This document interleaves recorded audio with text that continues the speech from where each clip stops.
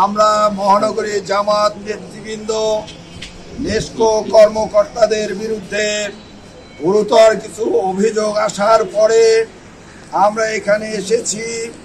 নেসকোর ED সাহেবের সাথে আমরা কথা বলেছি। ইতিপূর্বে কয়েক মাস আগে আমরা এখানে এসেছিলাম।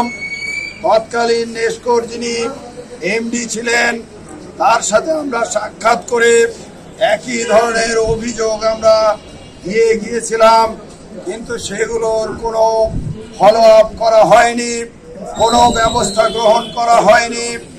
আমাদের একজন কর্মী যার নাম হচ্ছে সম্রাট, তাকে অত্যন্ত অন্যায়ভাবে মিথ্যা মামলা দিয়ে তাকে চাকরিচ্যুত করা হয়েছিল।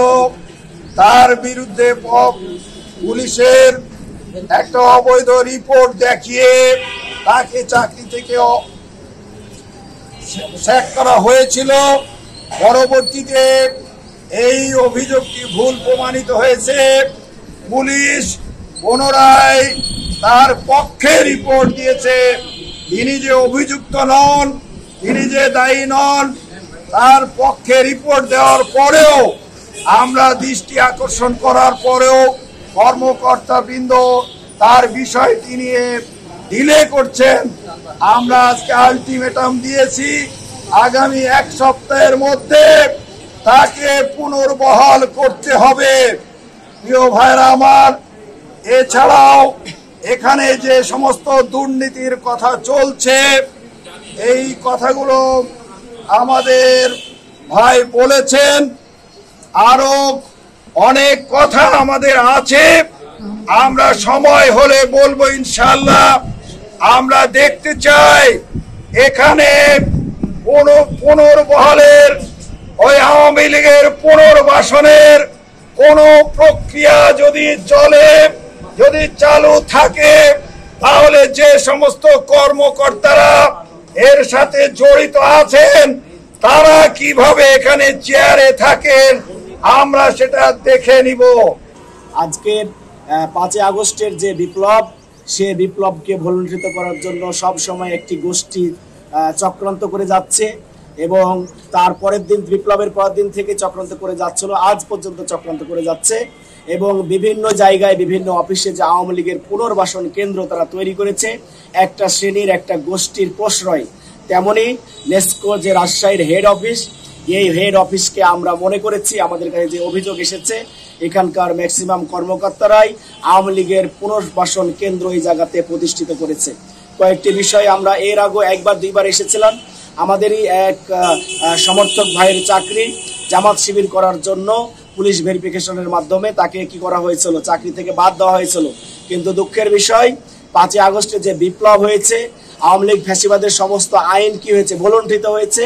তারপরও বারবার অফিসকে সতর্ক করার পরেও আজ পর্যন্ত এই অফিসের কর্মকর্তারা সে ভাইটিকে চাকরি এখনো ফিরিয়ে দেয় নাই। এমনকি হাইকোর্টের নির্দেশ আছে 60 দিনের মধ্যে দিতে হবে। তাদের সাথে আজকে আমাদের কথা হয়েছে, তাদের ঊর্ধ্বতন অফিসাররা বলেছে যে এই বিষয়টি আমরা দেখব। কয়েকটি বিষয়ে আওয়ামী লীগের পুনর্বাসন কেন্দ্র আমরা কেন বলছি, নেসকো হেড অফিস, সাইফুল্লাহ রায়হান, তিনি হচ্ছে বুয়েটের ছাত্রলীগের সেক্রেটারি ছিলেন এবং সাধারণ সম্পাদক বঙ্গবন্ধু প্রকৌশলী পরিষদ, তাকে পাবনা থেকে রাজশাহীতে নিয়ে এসে এখান থেকে যে শত শত কোটি টাকার কাজ হয় নেসকো অফিস থেকে, তার প্রকিউরমেন্ট, ক্রয়ের মতো গুরুত্বপূর্ণ জায়গাতে তাকে পদায়ন করেছে। স্বৈরাচার ফ্যাসিবাদীদের দোসরদেরকে যদি রাষ্ট্রীয় হাজার হাজার কোটি টাকার উন্নয়নমূলক কাজে যদি তাদেরকে অংশগ্রহণ করা হয়, আমরা মনে করি হাজার হাজার কোটি টাকা আবারও এ দেশ থেকে পাচার হবে। তার জন্য অনতি বিলম্বে এই সাইফুল্লাহ রায়হানকে এখান থেকে দ্রুত সরিয়ে ফেলতে হবে। আর একটি আমাদের দাবি, জিয়াউল ইসলাম, যিনি বঙ্গবন্ধু প্রকৌশল পরিষদের সভাপতি, তাকে বিতরণ অঞ্চল রাজশাহীর মতো গুরুত্বপূর্ণ দপ্তরে প্রধান প্রকৌশলী হিসেবে পদায়ন করা হয়েছে। একটি বিষয় দেখেন, আওয়ামী লীগ এবং ছাত্রলীগের যারা বড় বড় দায়িত্বে ছিল, সে দায়িত্বের ব্যক্তিদেরকে যদি এই জায়গাতে নিয়ে এসে পুনর্বাসন হয়, তাহলে এদেশের জনগণ এই নেসকো হেড অফিসের কর্মকর্তাদের সম্বন্ধে কি ভালো ধারণা রাখবে? কখনো ভালো ধারণা রাখতে পারে না। এই অভিযোগগুলো আমাদের কাছে আছে। আর একটি অভিযোগ আছে, এই নেসকো এই হেড অফিস প্রায় 20 জন এক্সচেঞ্জ নিয়োগ দিয়েছিল, যে নিয়োগপত্রটা দুদক থেকে বলা হয়েছে এই নিয়োগপত্রে অনিয়ম আছে। তারপরও এই 20 জনের নিয়োগকে এখন পর্যন্ত বাতিল এই নেসকোর কর্মকর্তারা করে নাই। আমার কাছে সংযুক্ত কপি সবকিছু আছে, দুদকেরও চিঠি আছে, তারপরও তারা সিদ্ধান্ত গ্রহণ করে নাই। এখন বহাল তবিয়তে তারা চাকরি করছে সে 20 জন এক্সচেঞ্জ।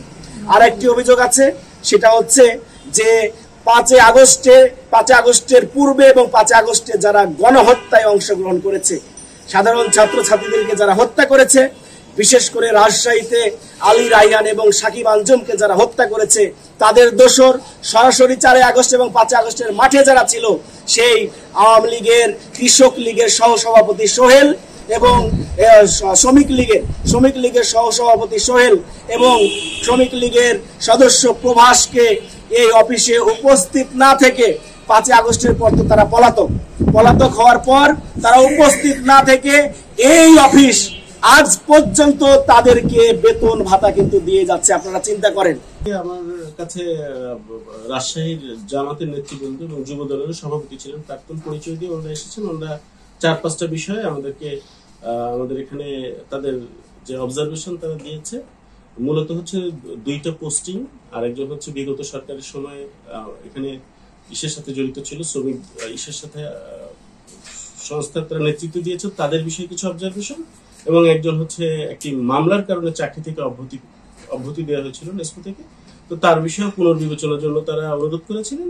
সেটা আমরা আমাদের দাপ্তরিক প্রক্রিয়ায় বোর্ড জানাই এবং এটা চলমান রয়েছে। তো সেই বিষয়টা তাদের জানানো হয়েছে। এবং অন্যান্য যে বিষয়গুলো আছে, এটা হচ্ছে 2-1টা বদলির বিষয়। তো এই বদলিগুলো হচ্ছে বেসিক্যালি ঊর্ধ্বতন পর্যায়ের বদলিগুলো আমাদের একদম ঊর্ধ্বতন কর্তৃপক্ষের অনুমোদন সাপেক্ষেই করা হয়।